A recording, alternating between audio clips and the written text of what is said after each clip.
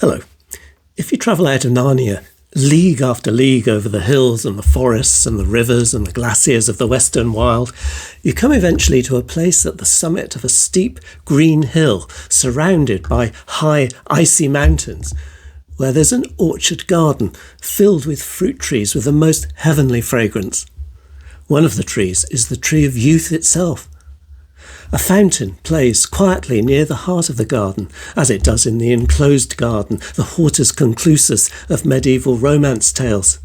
It's the Garden of Eden, the Garden of the Hesperides. It's Dante's earthly paradise, last stop on the mountain of purgatory before heaven itself. It's the Garden of the Song of Solomon. A garden locked is my sister, my bride, a spring locked, a fountain sealed. Your shoots are as an orchard of pomegranates, with all choicest fruits, henna with nard and saffron, calamus and cinnamon, with all trees of frankincense, myrrh and aloes, with all choice spices, a garden fountain, a well of living water, a flowing stream from Lebanon. Awake, O north wind, come, O south wind, blow upon my garden, let its spices flow. The sweet smell is really intense as Jill and Diggory dip towards it on the back of Fledge, the winged horse in The Magician's Nephew. The garden's enclosed by a wall and a golden gate inscribed with a severe warning to trespassers. Only Diggory dare enter because he's been sent. He feels he should enter very solemnly. It seems very private. It's certainly very quiet. It was a happy place, but very serious. It's a blend of happy and serious, giving it a deep gladness. It's a holy place, and a very glad one. Near the beginning of his autobiography, Surprised by Joy, Lewis recounts the piercing, joyous longing that suddenly came over him one day, and he was standing beside a flowering red-currant bush in the garden of his Belfast home as a child.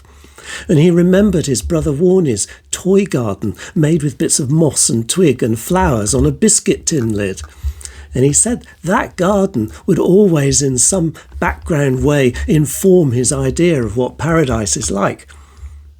And near the end of Surprised by Joy, when he describes the ultimate step in his conversion to Christ, of all places in the sidecar of his brother's motorbike as they rode to Whipsnade's Zoo, he concludes with another garden image.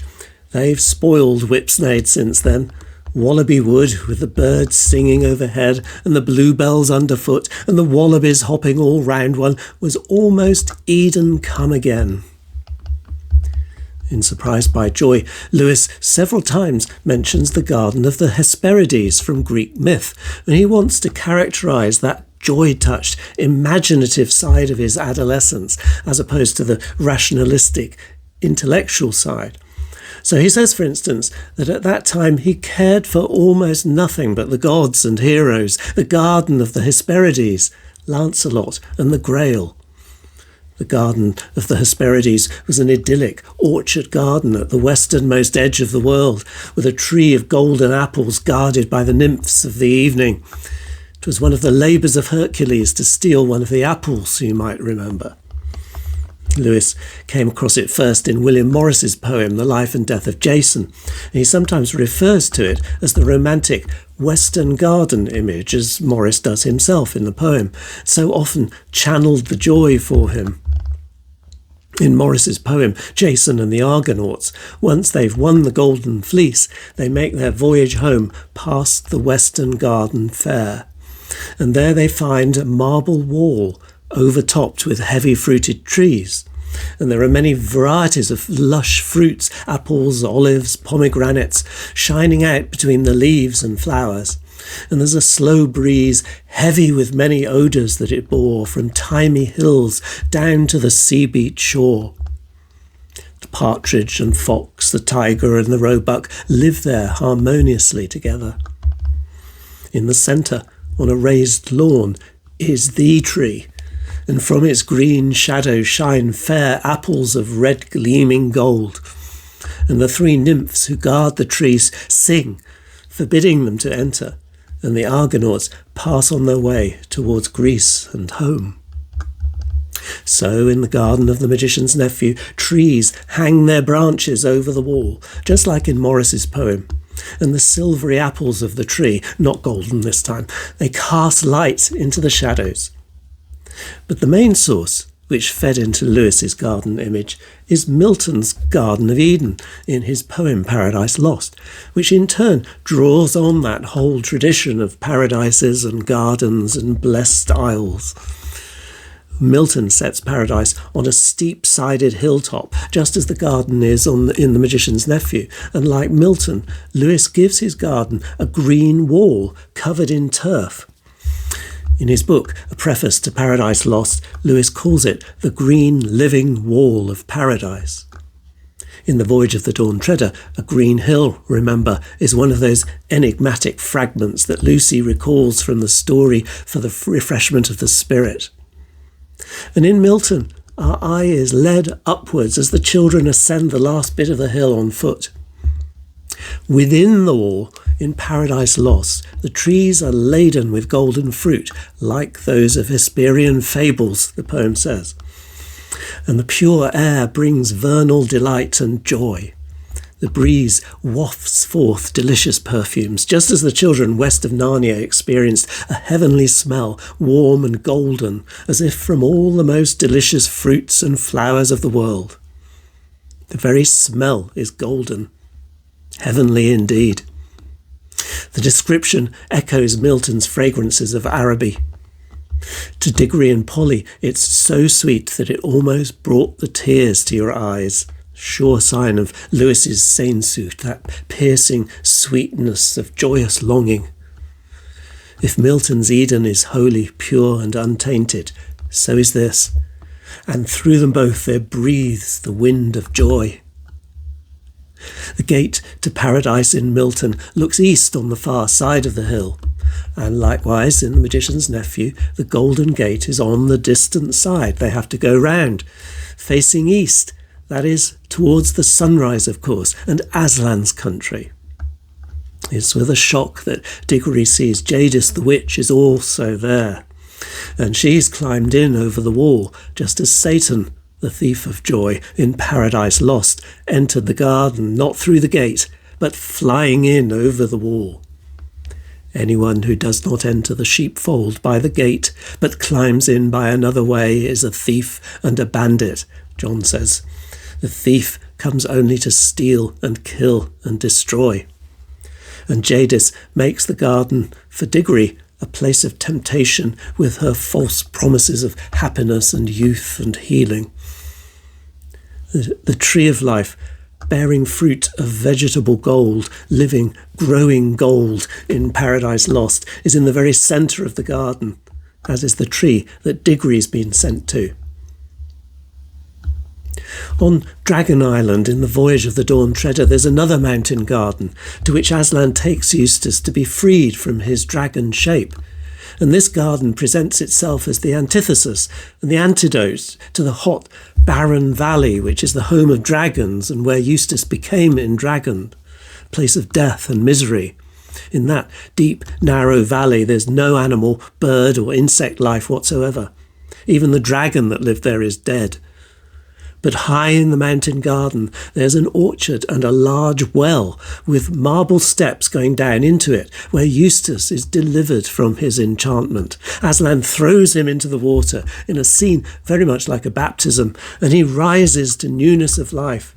His skin almost like a baby's, we're told, because this is a new birth.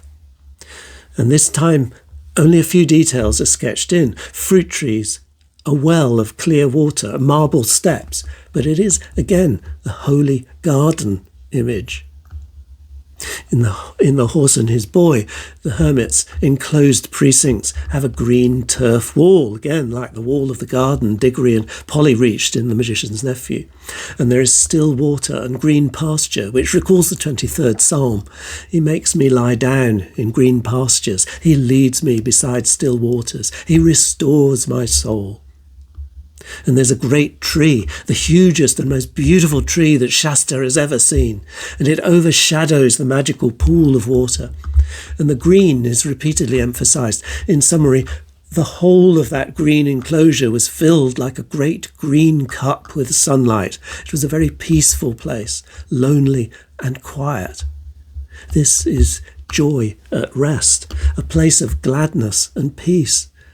The loneliness adds a touch of Sehnsucht again, of sweet longing. It's tempting to see Ramandu's island in The Voyage of the Dawn Treader in terms of the Hesperian garden ideal. The chapter there begins with a sky of bright stars, and Ramandu and his daughter, of course, are of the stars. The Hesperides in Greek myth were the three nymph daughters of Hesperus, the evening star, and they were known for their lovely singing, and their garden was on an island at the uttermost edge of the world, at the furthest reach of the ocean, though it was in the west, not the east, as in Lewis. And this island is Caspian's last landfall before the last sea, and Aslan's country, so we're expecting something special. It's a far cry from the very unmagical lone islands at the very beginning of the voyage. And they arrive on an evening of extraordinary beauty, and the fragrance we're coming to expect from such places wafts towards them from the island. This is not an enclosed garden as such this time, but there's a rectangular flagstone pillared space, a kind of sacred space, with a banquet table laden with the most wonderful of feasts, and the smell of the fruit and the wine blew towards them like a promise of all happiness. It's Aslan's table. When the star and his daughter sing at sunrise, it's a little bit like Adam and Eve singing their morning song before the sun in the Garden of Paradise Lost. And then, of course, there's the ending of the last battle, when they pass through the stable door into the real Narnia, which we see first of all through King Tyrion's eyes. And it's like a great garden of green turf and sunlight and fruit trees of an undescribably wonderful taste, as if these are the real thing and all the rest have been mere shadows. Not far away from them there rose a grove of trees, thick-leaved, but under every leaf there peeped out the gold or faint yellow or purple or glowing red of fruits such as no one has seen in our world. The fruit made Tyrion feel that it must be autumn, but there was something in the feel of the air that told him it could not be later than June. They all moved towards the trees. Everyone raised his hand to pick the fruit he best liked the look of. And then everyone paused for a second. This fruit was so beautiful that each felt, it can't be meant for me. Surely we're not allowed to pluck it. It's all right, said Peter. I know what we're all thinking, but I'm quite sure we needn't. I've a feeling we've got to the country where everything is allowed. Here goes then, said Eustace, and they all begin to eat. What was the fruit like? Unfortunately, no one can describe a taste. All I can say is that compared with those fruits, the freshest grapefruit you've ever eaten was dull, and the juiciest orange was dry, and the most melting pear was hard and woody, and the sweetest wild strawberry was sour, and there were no seeds or stones and no wasps. And if you'd once eaten that fruit, all the nicest things in this world would taste like medicines after it. But I can't describe it. You can't find out what it's like unless you get to that country and taste it for yourself. And they journey further up and further in, and you'll recognise all the same imagery.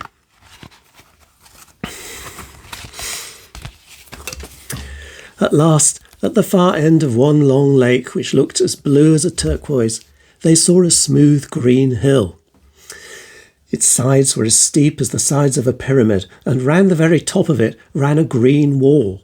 But above the wall rose the branches of trees whose leaves looked like silver and their fruit like gold.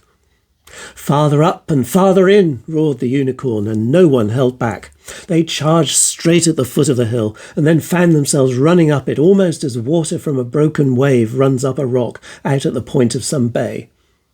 The slope was nearly as steep as the roof of a house, and the grass was smooth as a bowling green. No one slipped. Only when they'd reached the very top did they slow up, and that was because they found themselves facing great golden gates. And for a moment none of them was bold enough to try if the gates would open. They all felt just as they'd felt about the fruit. Dare we? Is it right? Can it be meant for us? But while they were standing thus, a great horn, wonderfully loud and sweet, blew from somewhere inside that walled garden, and the gates swung open.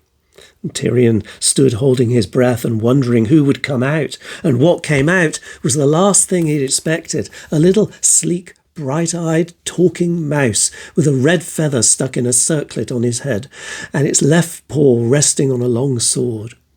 It bowed, a most beautiful bow, and said in its shrill voice, "Welcome in the lion's name, come farther up and farther in." And they continue into the garden within a garden, further up and further in. So all of them passed in through the golden gates into the delicious smell that blew towards them out of that garden, and into the cool mixture of sunlight and shadow under the trees, walking on springy turf that was all dotted with white flowers. The very first thing that struck everyone was that the place was far larger than it had seemed from outside. And it says that Lucy looked hard at the garden and saw that it was not really a garden at all, but a whole world. There are gardens with deep significance in Lewis's other fiction, which we don't have time for today, like when Ransom first arrives on the planet Venus in Perelandra with its marvellous fruits and fragrances. And there are direct references there to the Hesperian garden. And the garden of the manor at St Anne's on the Hill in that hideous strength. I'll maybe talk about them another time. Do hit like and subscribe for more. And thanks for watching.